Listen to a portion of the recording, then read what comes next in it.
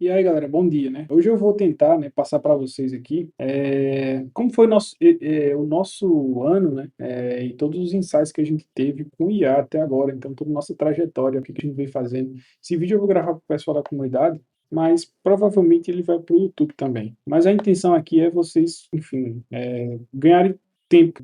Todo mundo está muito ocupado e todo mundo está querendo usar IA e tudo mais na operação da empresa. E, bom, o que eu vou passar aqui é o que a gente passou, de fato, usando e espero que sirva bastante aí para vocês. Talvez seja um vídeo um pouco longo, mas vai poupar bastante tempo de vocês em vários aspectos. Primeiro, né, em final de 2025, né, eu acho que eu gravei uma sequência de stories onde eu falava que 2026 seria o ano da eficiência, né, o ano da eficiência. E, basicamente, eu me referia ao quê? A gente já estava usando IA aqui, e a gente já usava IA aqui, e eu sabia que as IAs estavam evoluindo dia após dia, semana após semana, muito rápido. E se para mim já estava me trazendo uma economia de tempo e de braço absurda, as grandes empresas também, só que elas se movem lento. Então, em 2026 eu já estava conseguindo sair na frente em vários quesitos, porque a gente já usava IA no método convencional, a IA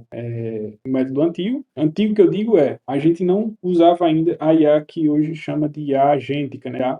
Em cima dentro de um harness. A gente usava ali o IA Studio, cheguei a usar o Codex, o Anti-Gravity, o VS Code com IA integrada ali dentro, e a gente usava a IA, né, para fazer sistemas, né, automações. Então, o que que a gente tinha aqui dentro da empresa, voltada ao Mercado Livre, né, que foi feito com auxílio de IA, né, e que servia para mim e para os meus clientes de consultoria. Então, a gente tinha aqui o Meliai, não sei se vocês já ouviram falar ou já usaram, né? Quem segue no Instagram aí provavelmente já conhece. O Meliai, ele era basicamente um respondedor de perguntas. Então ele era integrado no Mercado Livre e toda vez que alguém fazia uma pergunta no anúncio do meu cliente ali, ele ia e respondia automaticamente a pergunta após 10 minutos. Primeiro ele mandava para o WhatsApp, se o meu cliente ou o colaborador dele não respondesse aquela pergunta no WhatsApp, dentro de 10 minutos a IA respondia com base no que ela tinha ali no anúncio, ou então até informações da internet para tirar a dúvida do usuário, mas não podia deixar de não responder porque atrapalhava as métricas. Então, essa era a função do Meliai. Um outro sistema que a gente fez, e também foi feito através do auxílio da IA, foi o Melifretes, né, outro sistema para o Mercado Livre, que esse outro sistema, a intenção dele era, através ele foi feito em planilhas do Google Sheets, né, depois a gente até montou uma plataforma muito melhorzinha, e lançamos aqui internamente para alguns clientes, amigos e parceiros, né? Ele meio que denunciava ali algum problema do Mercado Livre, que o Mercado Livre subia muito o preço dos de forma porque a gente descobria ali, sei lá, cabo, fio, um peso muito maior do que o que deveria ser, né? E esse meu sistema ele fazia isso, ele fazia esse diagnóstico, né? Descobria onde é que o Mercado Livre estava errando e você estava ficando para trás, estava ficando incompetitivo com base na concorrência, né? Exatamente por conta dessa mudança aí do Mercado Livre. Então, basicamente, era um sistema de auditoria de frete, certo? Dá uma pausa aqui, porque esse negócio... Então, enfim, né, como eu estava dizendo, né, é um sistema de monitoramento de fretes, né? Então, tudo que o Mercado Livre lá subiu o preço, né, e que estava incorreto, os nossos clientes conseguiam identificar através dele e já mandar corrigir. Outro sisteminha que foi feito com auxílio de IA foi o MeliAds, né? Na época, ninguém tinha API de escrita, né, do Ads no Mercado Livre. Então a gente conseguia ter um aplicativo que lia dados de Ads, mas não conseguia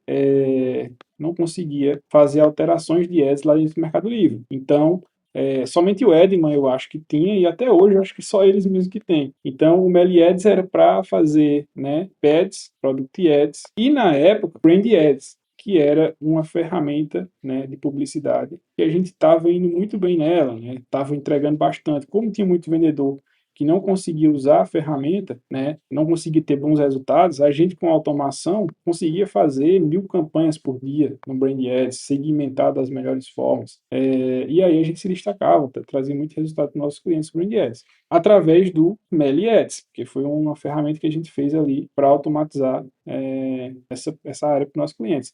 Só que o que todas elas têm em comum são o quê? Todas elas são ferramentas. Nenhuma delas, né? Elas foram feitas com IA, mas nenhuma delas tinha agentes, não tinha nada que resolvesse ali de forma agêntica, né? Com IA de fato. Era ferramenta com funcionalidades e tudo mais. Outra coisa que a gente chegou a fazer foi o que eu chamava de analisador, né? Não foi um nome pensado, mas o que ele fazia, né, aqui internamente, era usado só para a gente e nossos clientes, né? Ele via anúncios que estavam sem vender, ele via anúncios que foram criados e não tinham bom desempenho, ele criava anúncios também no Mercado Livre, então era um sistema de gerenciamento de anúncios, né? O próprio Mercado Livre já tem, né, um sistema de gerenciamento de anúncios, mas na época e ainda hoje era muito ruim. Então a gente não conseguia fazer da melhor forma por lá. Então a gente fez o analisador exatamente para isso. Na verdade mesmo, eu já tinha muita vontade de fazer. E aí um amigo meu, que era o Benete, né, Felipe, ele tinha muito anúncio, tinha 30 mil anúncios, e não conseguia gerir pelo Mercado Livre. Eu também, à medida que fui tendo mais clientes, eu não conseguia gerir todos os anúncios pelo Mercado Livre, porque era muito anúncio. Então a gente realmente teve que fazer, na verdade eu já queria fazer, e aí por conta dele, acabamos fazendo esse sistema aqui, porque era a única forma que tinha de gerenciar, não tinha como gerenciar pela plataforma Mercado Livre, muito menos por Tiny e outras plataformas. E aí fizemos. O que todos esses sistemas têm em comum, que foi o que mudou de 2025 para cá, é que todos eles são, como eu falei, né, plataformas. Foram feitas com auxílio de IA, mas são engessados. Se alguém quisesse uma modificação, de repente eu quero tal funcionalidade. O cliente ele tinha que vir até mim e ir pela essa. Mas o que que eu percebi quando foi em 2026, eu estava aqui fazendo um sistema para dentro da consultoria e eu estava usando, acho que foi em janeiro, eu já usava o Anti-Graft ali. O Anti-Graft é uma IDE, né, baseada no VS Code. Anti-Graft, não sei nem como é que se escreve essa porra. E ela tinha um IA do Google ali que o Google estava dando token pra caramba, então eu usava muito ela para fazer as ferramentas. Em um determinado momento eu parei e disse, eu estou fazendo um monte de ferramenta, a gente tinha um ambiente ali legalzinho para poder desenvolver, eu baixava, como eu usava muito IA e a documentação no Mercado Livre eu precisava usar o tempo inteiro, então o Mercado Livre tinha um MCP, mas eu baixava toda a documentação, né? Todas as documentações que eu precisava, baixava em Markdown.md e deixava ali de contexto para a IA, para ela ir construindo as funções e nunca esquecer de como que é que ela faz a função de buscar um anúncio, alterar uma foto, e deixava lá para ir desenvolvendo. Tem gente que vai ver o vídeo e vai dizer, existe o Context Serving, mas eu gosto de baixar as documentações em Markdown, do que eu vou fazer, porque o Context Serving nem sempre está 100% atualizado, principalmente no Mercado Livre, que é até um pouquinho ruim de extrair. E aí, um determinado momento, eu parei e disse, poxa, por que eu não conecto? A IA já tem minha API do Mercado Livre, certo? Ela já tem a documentação, tem o meu aplicativo, já tinha o aplicativo, o API, já tinha a documentação. Por que ao invés de eu ficar tentando fazer um sistema para determinada coisa, por que eu não só mando a IA ir lá dentro da conta do Mercado Livre e faz a tarefa? Por exemplo, criar um anúncio, pausar um anúncio, ou fazer... Então aí eu disse, isso eu estava programando e eu falo, hoje isso é muito normal.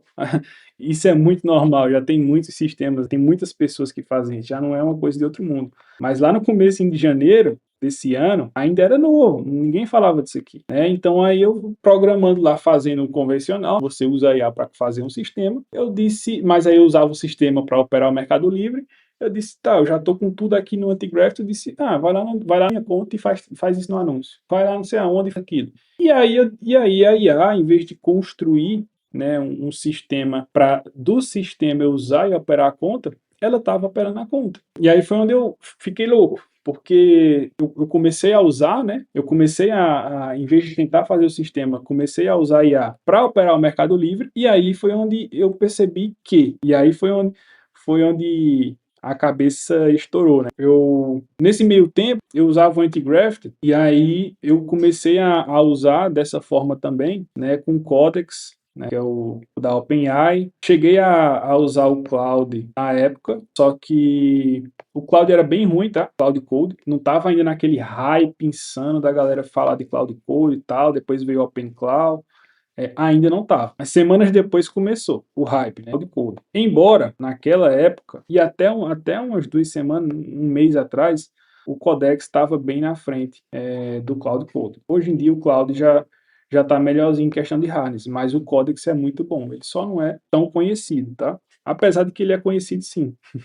Mas quem testa o Codex, né, acha bastante. Eu agora estou usando o Cloud e também não estou com tanto preconceito, não. Só que vamos lá. Aí comecei não só usando o Antigraft, mas também usando essas IAs agênticas aqui, não para construir uma plataforma, mas sim operar a plataforma do Mercado Livre. Então eu usava esses dois aqui para operar a minha conta, operar a minha conta e dos clientes, operar contas do Mercado Livre. E aí foi onde eu percebi o seguinte, cara, o negócio mudou aqui, porque meus sistemas estão inúteis, tá? Eu não tenho para que ter um sistema que responde pergunta se eu já tenho uma IA que vai lá e responde a pergunta. Eu só preciso criar um agendamento ali, uma rotina, ou então ligar ela no webhook e quando a pergunta cair, eu já habilito um agente e já vai lá e responde. Eu não preciso, eu não preciso mais de uma ferramenta para identificar produtos que estão sem vender ou que estão com problema de frete ou qualquer que seja, porque eu consigo em tempo real pedir para a IA fazer isso. A única coisa que eu tenho que fazer, o que eu tinha que fazer ali? Tudo que era função, fictions, né? Fictions, sei lá como é que é. Tudo que era funcionalidade de uma ferramenta, né, de um SaaS, virava praticamente skills, né, que são as habilidades. Então, tudo que era uma funcionalidade se transformava em uma habilidade, na IA, né, uma habilidade para o agente ali. Então, a função de criar anúncio, né, se eu tivesse uma plataforma de criar anúncio, ia ser só uma habilidade para a IA criar anúncio e não mais um SaaS engessado.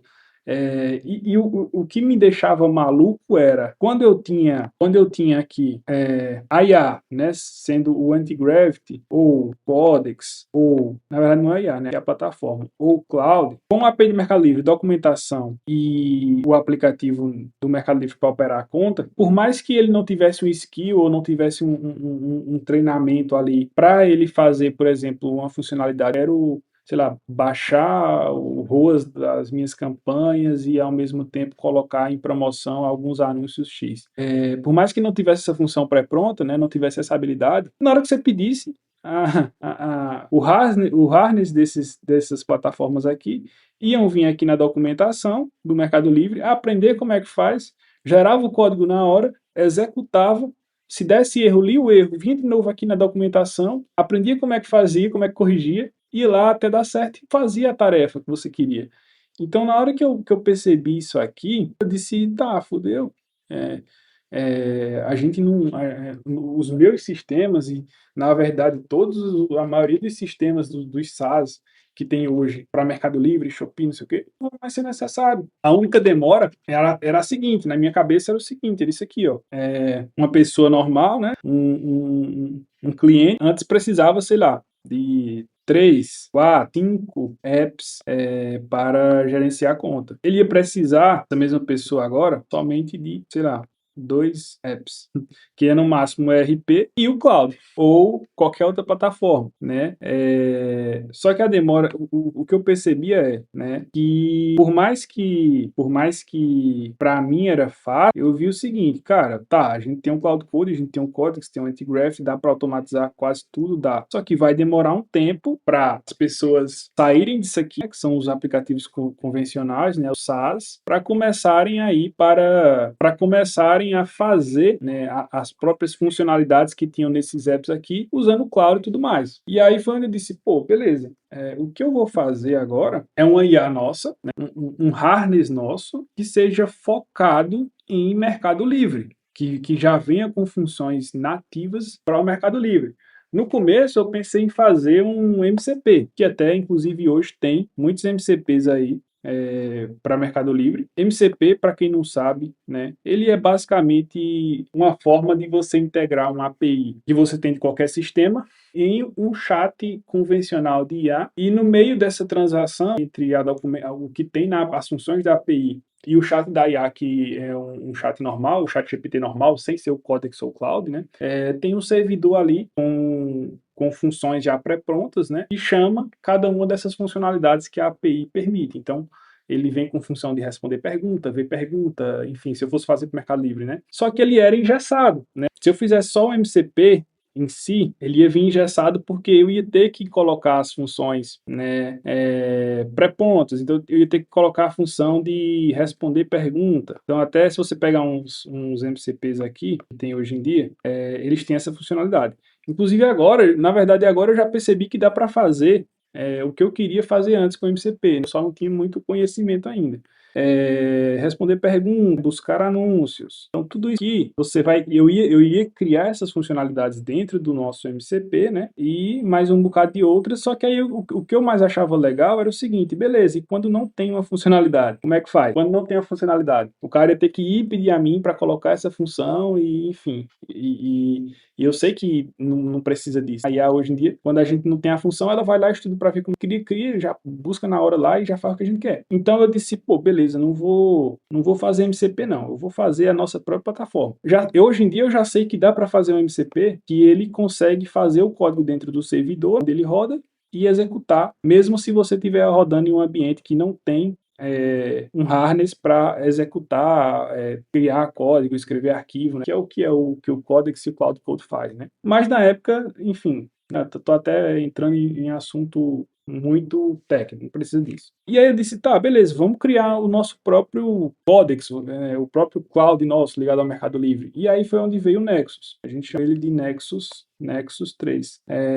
O Nexus, primeiramente, a gente tentou fazer ele em cima do Open Code, né? Não sei se o pessoal conhece, mas quem quem já é um pouco mais desse nicho da IA aí, de dev, conhece o Open Code. O Open Code ele é open source, e a gente pensou, pô, beleza, vamos pegar o que a gente já tem aqui no Open Code e vamos jogar para dentro do nosso Nexus 3. Então a gente fez assim, e assim a gente fez o Nexus 3, né? Inclusive na mesma época saiu o vazamento do código do Cloud, teve um incidente lá na Anthropic que vazou lá no GitHub, e a gente estudou bastante como é que ele funcionava para a gente criar o Nexus 3. Então, basicamente, o Nexus 3, ele era uma IA, né? Era uma plataforma de IA que fazia tudo, né? Fazia tudo pro Mercado Livre Time. Começou com o Mercado Livre e Time. Só que qual foi o problema na época? Eu percebi que, por mais que o sistema tivesse otimizado ali para o Mercado Livre, as pessoas elas precisavam de ajuda para poder,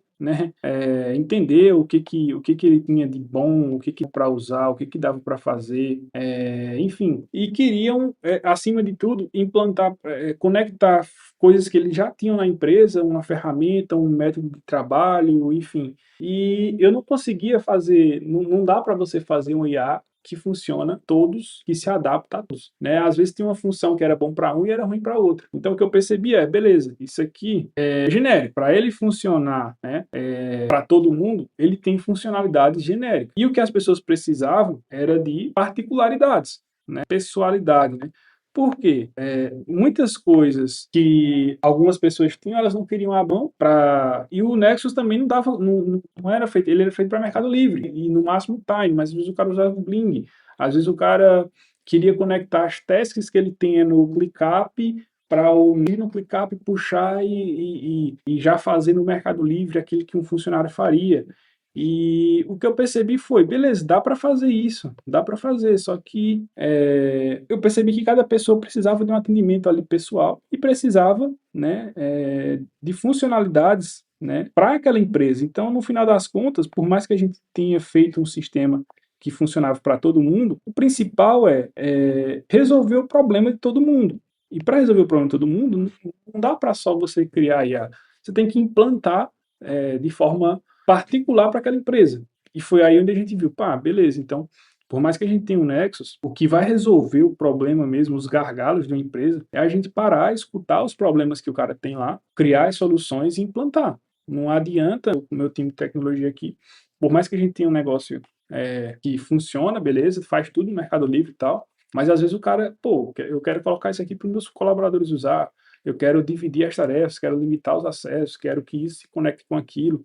E o Nexus, não dava para fazer isso com o Nexus, tá? Ia dar muito trabalho.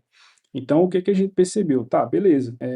A gente precisa agora sair deixar o Nexus um pouquinho de lado e pensar mais um pouco, até porque na época que a gente fez o Nexus, né, a gente com tokens, né, a gente comprava os tokens ali direto da OpenAI, do Cloud, da Anthropic, né, e até de outros fornecedores. Só que token, meu amigo, é muito caro, é muito caro. Tá? Uma coisa que a gente descobriu na raça, e depois, hoje em dia se fala muito nisso, é que uma coisa é a tua do Cloud Code. Tu tem aquela assinatura lá de 200 reais por mês, 500, 1000, né? Beleza. Aqueles 1000 que tu paga por mês, às vezes muita gente já acha caro, mas aquilo ali equivale a pelo menos uns 6 a 10 mil reais em tokens. Se você for comprar tokens pela API, que é o real valor daquele token ali que você tá usando, ele é muito, mas muito, muito caro, tá? Porque IA realmente é cara. Mas o que acontece? Quando a gente usa a assinatura do Cloud, do Codex, eles estão subsidiando, né? Então,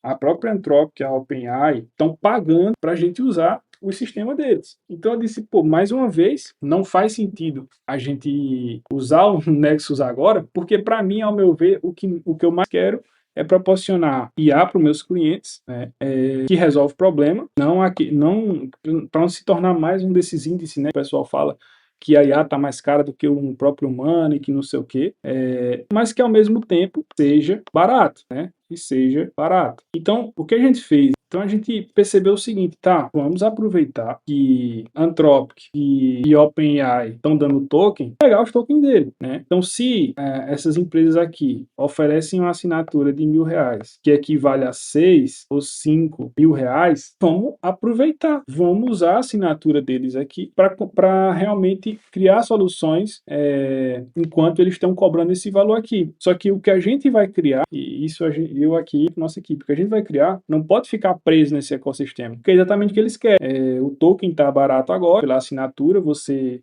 paga, eles pagam para você trabalhar, você monta um monte de coisa ao redor dessa estrutura, e daqui a pouco eles começam o mais caro, só que você já não quer fazer a transição porque você já está amarrado no ecossistema deles. Então, o que foi que eu falei, o que foi que eu pensei? Tá, vamos montar uma infraestrutura de IA desses provedores de IA com esses valores, né, mais baratos subsidiando, né, o uso da IA para a gente, e vamos criar uma infraestrutura de IA que independe, por mais que a gente esteja usando. A gente pode usar o Cloud, a gente pode usar o Codex, a gente pode usar qualquer tipo de provedor e a gente continua. Se um dia a gente trocar de um para o outro, a gente continua com todo o nosso ecossistema funcionando, todo o nosso harness, né? E aí foi que nasceu o Nexus Work, né? O Nexus Work, ou D3 Work, foi um ambiente de trabalho que a gente criou que resolvia esse gargalo de token, né? Essa questão de você usar um modelo ou outro modelo de IA e resolve o problema de que a gente tinha aqui também, de quando a gente usa em equipe, né, muitas das coisas que eu já estava fazendo no meu ambiente não chegavam para o meu colaborador. Então eu acabei de desenvolver aqui um skill, ou acabei de fazer uma função massa aqui, sei lá, de subir anúncio, de entrar em promoção, só que se meu colaborador quisesse fazer, ele ia ter que ensinar a IA tudo de novo, porque o que eu acabei de fazer não ia para ele. Então a gente começou a fazer um ambiente integrado ali de uso de IA, para onde o aprendizado de um vai para todos os outros, certo? Então até fiz uma apresentaçãozinha aqui do que é o Nextwork, é uma infraestrutura de IA para a empresa. Então não é um chatbot, nem uma ferramenta avulsa, é uma infraestrutura de inteligência artificial que opera, vigia e escala as contas do marketplace dos nossos clientes da D3 Econ, né? Transformando o dado operacional em ação verificável com ação e precisão. O que a gente fez aqui e que é o ouro. Então, isso aqui que eu vou mostrar agora é basicamente o suco de tudo que a gente aprendeu durante esses meses desse ano. E, velho, se dependesse do Felipe, o Felipe de Francis para de postar essas porra assim de graça e tudo mais. E até uma galera fala isso, cara. Isso aqui o conhecimento, ele vem, ele vai, se a gente não fala, não compartilha, logo passa. Então, para mim, eu acho que o diferencial é o fato de que independente, isso aqui é o que funciona muito bem hoje, mas amanhã eu já não sei, então não tem para que ter apego. Hoje, o Nexus ele roda tanto com o Codex como com o Cloud, só que o diferencial é onde ele roda. Geralmente você abre o Cloud, abre o Codex, abre qualquer harness de IA, ele está no seu computador, você baixa o aplicativo do seu computador. Mas quando você fez seu computador, ele para, né? O Cloud e o Codex até tem um serviço de nuvem neles, só que esse serviço de nuvem ele só funciona quando você aciona, ele não funciona em tempo real, todos os tempos, todo o tempo 24/7.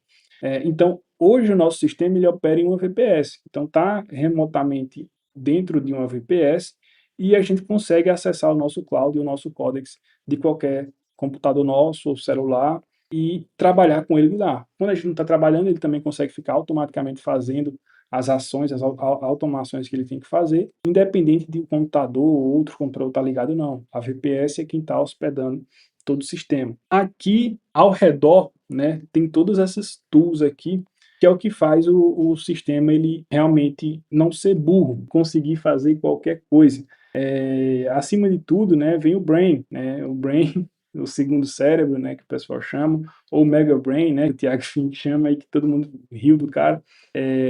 Mas realmente esse cérebro aqui, ele é uma memória viva do time. Então tudo ele é baseado em sessões. Tudo que foi conversado nos chats ali, nas sessões por mim ou por cada colaborador dentro do computador de cada um ali que foi conversando, vai, no final do dia, a gente faz uma consolidação de todos os aprendizados, regras e preferências e transforma isso em uma memória viva dia após dia. Né? O D3 Docs é um banco vetorial de documentações de todas as plataformas que a gente trabalha. Então, aqui a gente tem documentação do Mercado Livre, Tiny, e isso aqui está embedado em banco vetorial. Então, toda vez que a gente precisa usar isso aqui, a gente não precisa ler um markdown inteiro gastando token. A gente lê somente a parte relevante e a IA consegue achar a parte relevante muito rápido por conta desse banco vetorial. Do mesmo jeito, vem o D3Refs. O D3Refs são estratégias de referências externas. O que seria isso?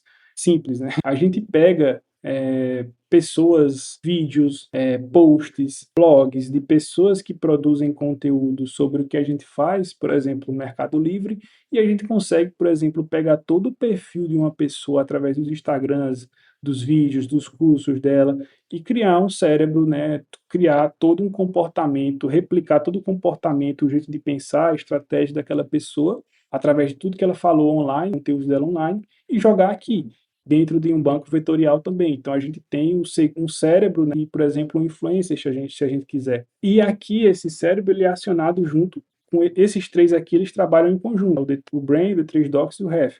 Então quando eu vou, por exemplo, quando eu mando a IA fazer, crie campanha de ads no Mercado Livre, anúncios, tal, tal, tal, ele já consegue consultar como é que a equipe faz, as regras que a equipe faz, já consegue ver a documentação dos endpoints para fazer isso, e ele já consegue referências das pessoas que falando, por exemplo, sobre pegando de algum vídeo ou postagem dizendo que o ROAS ele tem que estar em X, ele tem que ser mais ou menos, ele tem que, enfim, ele pega todo um aprendizado ali que eu quis colocar de qualquer pessoa e o banco vetorial no momento em que ele está precisando, ele pega o contexto do que ele está fazendo e joga nesses três locais aqui e ele consegue trazer em grau de importância, primeiro o que o nosso time considera, depois a documentação e depois as referências externas e consegue ter um contexto completo do que ele está fazendo ali, não só do que a gente acha que é correto e tudo mais em nossas estratégias, mas o que o próprio Mercado Livre diz e fala e o que as pessoas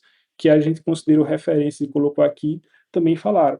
Então, basicamente, a gente tem ali, né, um IA que está muito bem contextualizado e o melhor, por conta disso aqui, está em banco vetorial, ele não gasta milhões de token para fazer isso aqui. tá? Isso aqui é infraestrutura de IA, galera.